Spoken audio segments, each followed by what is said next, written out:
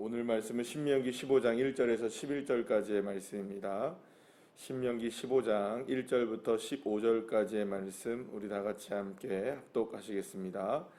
매 7년 끝에는 면제하라. 면제의 규례는 이러하니라. 그의 이웃에게 구워준 모든 체주는 그것을 면제하고 그의 이웃에게나 그 형제에게 독촉하지 말지니 이는 여호와를 위하여 면제를 선포하였음이라. 이방인에게는 내가 독촉하려니와 내 형제에게 구워준 것은 내 손에서 면제하라.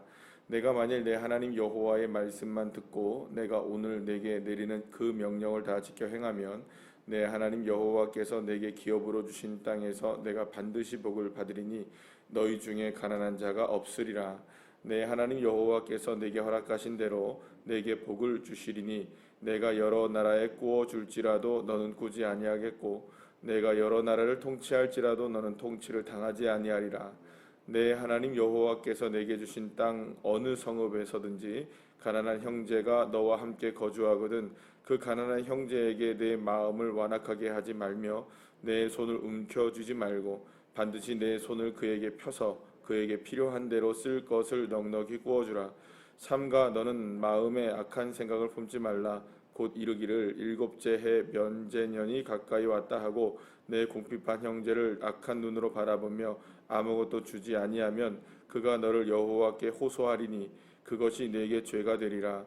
너는 반드시 그에게 줄 것이요 줄 때에는 아끼는 마음을 품지 말 것이니라. 이로 말미암아 내 하나님 여호와께서 내게 하는 모든 일과 내 손이 닿는 모든 일에 내게 복을 주시리라. 땅에는 언제든지 가난한 자가 그치지 아니하겠으므로 내가 내게 명령하여 이르노니 너는 반드시 내 땅 안에 내 형제 중 곤란한 자와 궁핍한 자에게 내 손을 펼지니라. 아멘. 할렐루야. 오늘 이 본문의 말씀을 보면 어제도 이제 사실은 며칠 전부터 이게 말씀을 통해서 이 모세는 이스라엘 백성들 안에서 이루어지게 되는 여러 가지의 모습을 통해서 굉장히 그 하나님께서 이스라엘 백성들의 복지에 관하여서 신경을 쓰고 계신다는 것을 우리가 말씀을 통해서 확인할 수가 있습니다.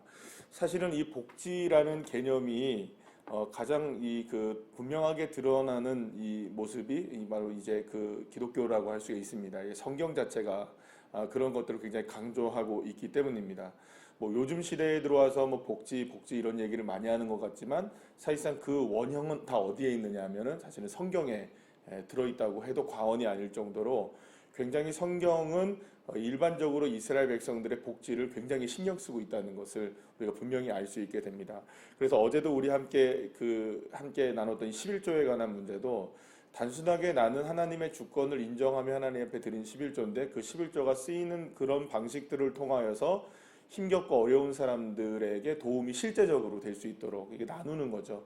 그 11조를 통하여서 내게 주신 하나님의 것으로 다시 돌려드렸을 때 그 하나님께 돌려드린 것을 통하여서 많은 사람들이 함께 그 도움을 받게 되는 그런 사회적인 구조를 갖게 되는 것이 11조의 기능 가운데 하나라는 것을 우리가 알게 되었습니다.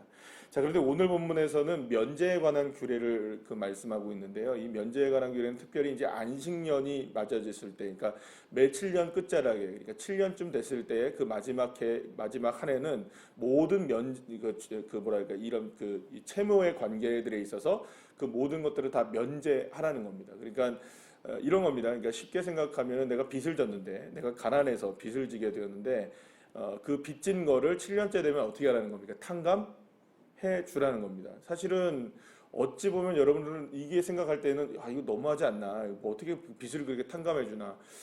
저와 여러분에게 이런 제도가 있으면 참 좋겠죠, 그죠? 별로 안 좋으실까요? 그러면 은행에서 얼마나 빌리겠어요, 그죠? 다 빌린 다음에 7년째 되면 다 그냥 면제 그렇게 해주면 얼마나 감사하겠어요, 그죠?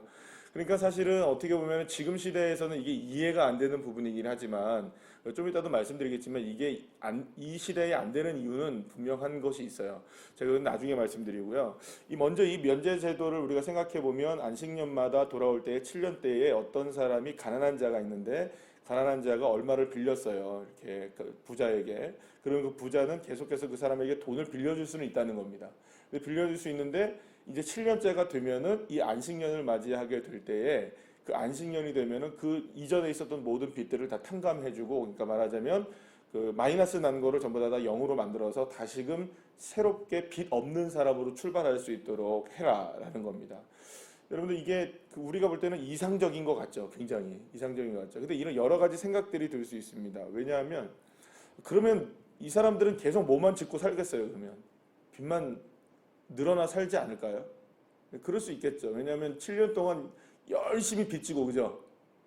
살다가 남의 돈으로 살다가 그리고 또 7년째가 돼서 다 빚 탕감 받고 또 7년 동안 열심히 모아면 사는 겁니까? 남의 돈 가지고 빚지고 살다가 또 7년째 되면 또 다 빚을 탕감 받고 여러분 이러한 부작용이 일어날 수 있을까요? 없을까요? 있죠. 왜냐하면 게으르고 이렇게 뭔가 하기 싫어하고 남의 거 이렇게 그냥 하는 걸로 그냥 만족해 사는 사람들이 사실은 있을 수 있기 때문입니다. 그런 것들이 분명히 존재하기 때문에 오늘 본문에서도 여러분들 이중적인 말이 나오는데 5절 말씀의 마지막에 보면 너희 중에 가난한 자가 없으리라 이렇게 주님이 말씀하시지만 11절 말씀에 보면 언제든지 가난한 자가 그치지 않을 것이다 이런 얘기도 합니다. 그러니까 하나님의 목표는 뭡니까? 가난한 자를 없애는 게 목표이고요. 그러나 현실은 어떻다는 겁니까? 가난한 자가 그치지는 않을 것이다 이렇게 얘기를 하고 있는 거예요. 이건 현실은 가난한 자가 그치지 않는다는 이 말은 결국에는 빚진 사람들은 계속 또 빚지며 산다는 거예요. 그러면 이 모든 것이 이렇게 생각한다면은 여러분들 가진 자는 어떻게 해야 됩니까, 여러분? 이거 참 그렇잖아요. 열심히 일해서 자기도 먹고 살면 되고 또 열심히 일을 해가지고 또 땅을 일군다든지 어떻게 하든지 해가지고 우리가 이제 성경을 보면 룻기 같은데 보면 나달이라도 주워가지고 그죠? 나달이라도 주워서 살 수 있을 만큼 그런 열정이 좀 있으면 이런 그 빚지는 것을 안 할 수 있을 텐데 만약 그렇게 되지 못할 경우에는 계속 빚지며 살아가는 거예요. 그리고 또 7년 만에 탕감 받으면 또 제로로 되니까 또 이제 하다가 뭐 그때는 감사하겠죠. 그래 이게 7년마다 계속해서 이렇게 될 때에 이 사람들은 무뎌지게 되고 그렇게 되면 여러분 어떤 일이 벌어지게 되냐면 이 빌려주는 사람의 입장에서는 이게 마음이 별로 안 좋은 겁니다. 그래서 오늘 본문에도 그런 얘기 나오잖아요. 악한 생각을 품고 그들이 빌려달라고 했을 때 빌려주지 않게 되는 일이 있으면 안 된다라는 얘기를 하잖아요. 그러니까 지금 이러한 모습을 지금 우리가 그 단편적으로 우리가 성경을 읽었기 때문이지 이 안에 행간에 숨어 있는 여러 가지 상황들을 보게 되면은 실제로 그런 부작용이 있을 것이라는 것을 모세도 하나님도 다 알고 계신다는 거예요. 그러니까 그러한 부작용이 분명히 있을 거다. 근데 이 부작용을 어떻게 해소하느냐? 누구에게 책임을 지느냐? 이게 이제 문제인데요. 이 누구에게 책임을 지느냐? 가난한 자에게 책임을 지지 않고요. 오히려 있는 자들에게 책임을 물어요, 하나님이. 근데 그게 뭐냐면 네가 만약에 이렇게 불합리하다고 생각해서 이 가난한 자들을 돕지 않고 가난한 자들의 그 채무를 면제해 주지 않는다면 하나님이 너희를 가만히 두지 않겠다라고 얘기하는 거예요. 그러니까 하나님이 그 그러니까 채권자에게 가만히 두지 않겠다. 여러분 이건 억울하잖아요. 내 돈 빌려주고 그렇잖아요. 내 돈 빌려주고 그거 빚 안 갚는다고 좀 뭐라 했고 야 열심히 일해 이렇게 했는데 야 너 지난번에도 10,000원 꺼고 하더만 이번에도 또 10,000원 꺼 가냐? 이렇게 이야기할 수 있다는 거예요. 자, 그럴 수 분명히 있는 겁니다. 근데 분명히 있는데 그러지 말라는 거예요. 희한하죠, 하나님이. 그러면 여러분 왜 그렇게 하지 말라느냐? 오히려 이 사람 모세는 뭐라고 얘기하느냐?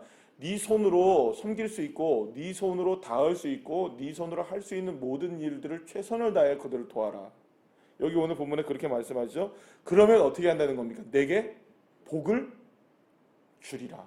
그러니까 하나님은 놀랍게도 무슨 얘기를 하냐면 빚진 자에게 빚을 더 지게 그러니까 빚진 자에게 더 빚을 지게 만들 수도 있는 일이에요. 그죠? 그렇지 않습니까? 빚진 자에게 빚을 더 지게 만들 수도 있고 그 사람을 사실은 더 가난하게 만들 수 있는 모습일 수도 있어요. 그러나 그 가난한 자들을 외면하지 않고 네가 계속해서 그들의 너의 손을 통하여서 그들에게 공급해 줄 수 있을 때에 하나님은 그 손에 뭘 주겠다는 겁니까? 복을 주시겠다는 거예요. 여러분들 여기서 복을 받는 사람은 가난한 자일까요? 그러니까 채무자일까요? 채권자일까요? 세부터 어려운 말 써서 죄송합니다. 채무자는 빚을 지는 사람, 돈을 빌려주는 사람은 채권자. 누구에게 지금 복을 주시겠다고 말씀합니까? 이 과정 속에서 지금 돈을 빌려주는 사람에게는 하나님이 계속 뭘 주시는 거예요? 복을 주시겠다는 거예요. 그리고 탕감해도 다시 복을 주시겠다는 거예요. 그러니까 어떻게 보면 우리가 생각할 때는 혜택을 누리는 건 누가 누려요? 그렇죠. 채무자가 누리죠. 그러니까 빚을 지는 사람이 혜택을 누리는 것 같아 보이지만 정말 놀라운 혜택은 지금 누가 계속 받고 있는 겁니까? 채권자가 받고 있는 거예요. 하나님의 방법이 놀라운 거예요. 그러니까 이 방식을 따르게 되면 결코 하나님은 돈을 빌려주는 그 사람, 탕감해주는 그 사람을 결코 그냥 내버려 두지 않는다는 거예요. 하나님은. 그래서 여러분, 이게 맞는 얘기인지는 모르겠지만 우리 시대에도 보게 되면 은행은 계속 돈 벌어요. 그죠? 돈 빌려주고 돈 벌어요. 그들은. 그 돈 빌리는 우리들은 계속 빌리게 돼요. 희한하죠? 누가 더 여러분 잘 삽니까? 돈 빌리는 우리가 잘 살아야 되잖아요. 돈을 우리가 갖고 오니까. 근데 돈 빌려주는 은행이 잘 산다니까요. 희한하죠? 우리도 마찬가지예요. 돈을 빌려오는 사람들은 계속해서 가난해져요. 희한하죠? 그런데 돈을 빌려주는 사람들은요, 계속해서 부자가 돼요. 왜 그런지 모르겠지만 우리 시대에도 그런 것들이 얼마든지 있을 수 있는 일이라는 겁니다. 물론 이게 이제 이 성경에서 이야기하는 것과는 전혀 다른 맥락이긴 합니다만 하나님은 뭘 얘기하고 계시냐면 너희들이 이 일을 통해서 지금 주님께서 말씀하고 있는 거는 진짜 복을 받으려면 가난한 자가 되어서 돈을 빌리는 자가 되지 말고 너도 어떻게든 뭘 하는 사람이 되어라라는 겁니까?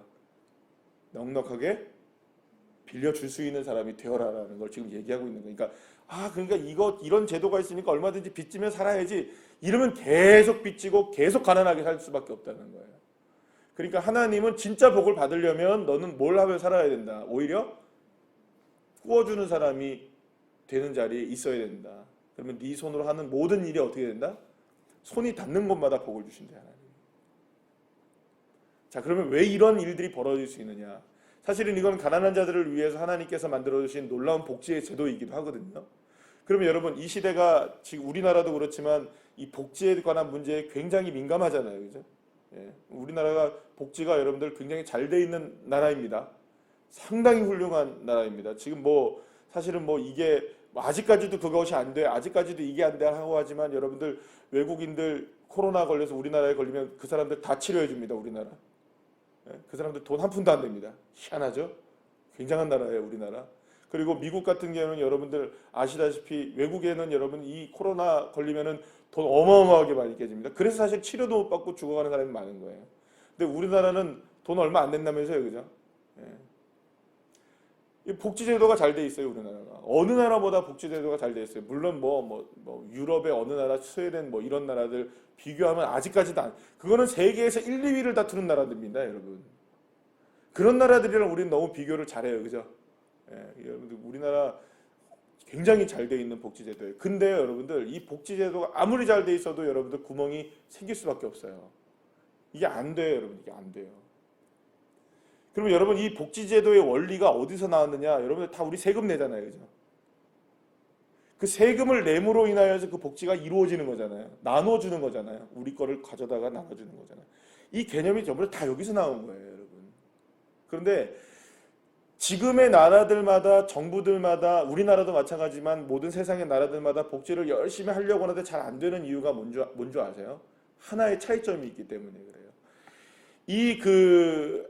신명기에서 말하는 이 복지제도나 이런 면제제도나 이런 것들이 가능한 이유는 뭐냐면 7년마다 이거를 탕감해 줄 수 있고 7년마다 혹은 나중에 희년이 나오기도 하고 49년이 되면 그렇게 나오고 70년이 되면 또 나오기도 하고 여러 가지 이제 그 제도들이 있는데요. 그런 제도들을 통하여서 이런 복지가 이루어질 수 있게 가능했던 것 하나가 뭐냐면 이스라엘 백성들에게 가나안 땅이라는 존재는 사유재산이 아니에요. 이스라엘 땅은 누구 것입니까, 여러분? 하나님의 땅이에요. 그러니까 하나님이 주셔서 누가 들어간 겁니까? 이스라엘 백성들이 들어가 사는 거예요. 그러니까 하나님이 그 땅의 주인이시고 그 땅의 주인이신 하나님께서 그 땅에서의 젖과 꿀이 흐르는 것을 누구에게 경험하게 하는 겁니까? 이스라엘 백성들이 경험하게 하시는 거예요. 그러니까 하나님이 아니시면 이스라엘 백성들은 그 땅을 차지할 수도 없었고 젖과 꿀이 흐르는 것을 경험할 수도 없었고 어디서 살아야 됩니까? 그냥 계속 광야에 살든지 애굽에 살든지, 그죠? 그렇게 살 수밖에 없는 존재들이 이스라엘 백성들이었다는 거예요.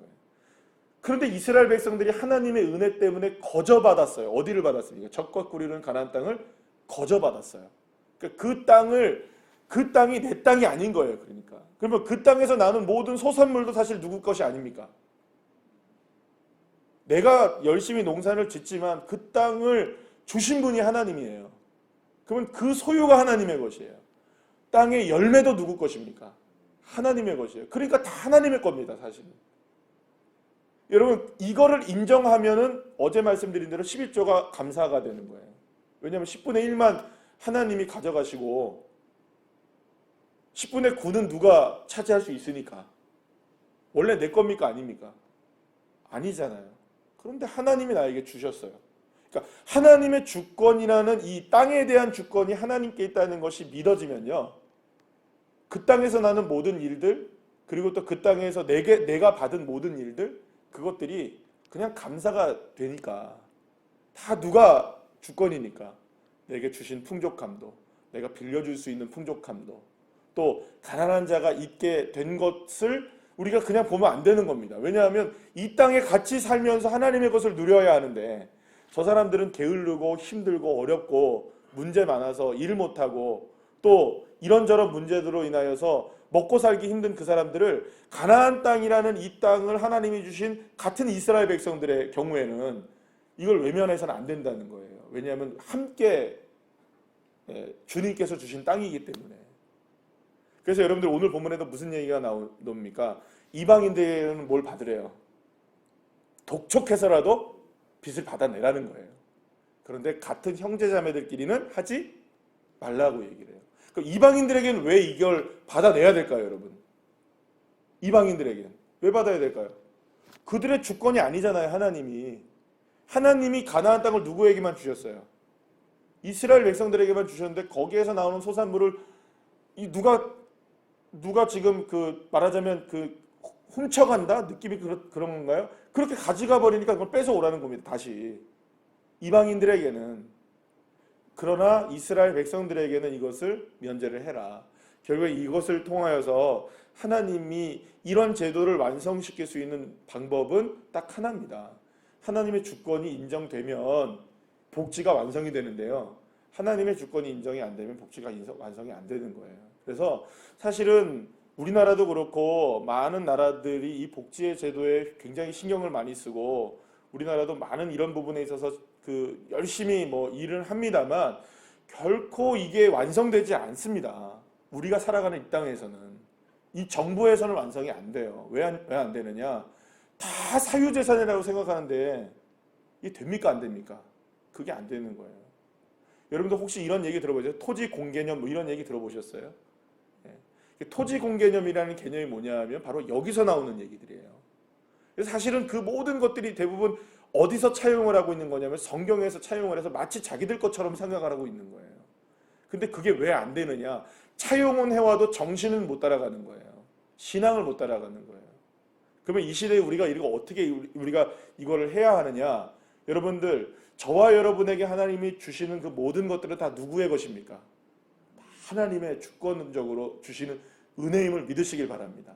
그렇기 때문에 만약에 내게 주신 것들에 대한 감사가 있다면 어렵고 힘겨운 사람들을 외면하지 않고 우리가 그들을 도울 수 있을 때 돕는다면 반드시 주님의 주권을 인정하여 돕는 것들에게는 하나님은 뭘 주십니까?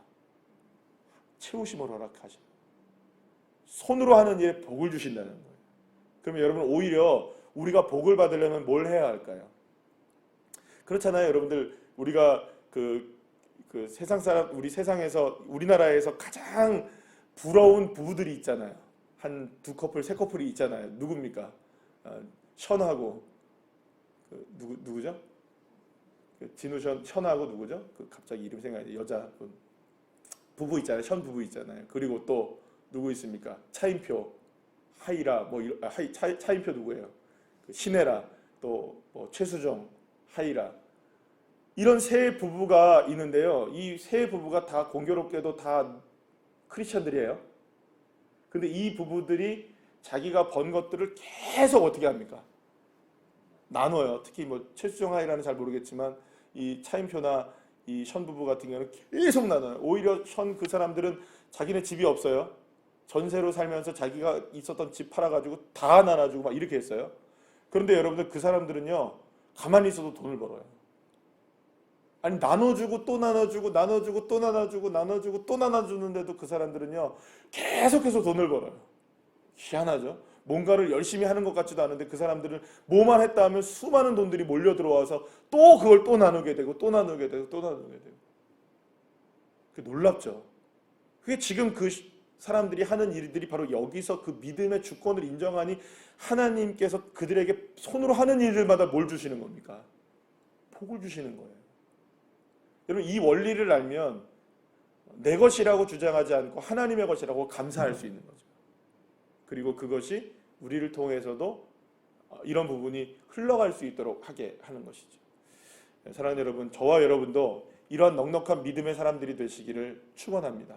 비록 우리 자신 스스로가 어렵게 산다 할지라도 그래서 우리가 넉넉하게 이렇게 하는 것이 힘들 수도 있겠지만 마음만큼은 그리고 또 우리에게 주어진 것에서 할 수 있다면 이렇게 하나님의 주권을 인정하는 마음으로 우리의 손으로 할 수 있는 일들을 그렇게 한다면 주님은 그 손에 비지 않도록 더 풍성하게 복을 주시도록 주님이 채워주시고 역사해 주실 줄로 믿습니다. 기도하시겠습니다.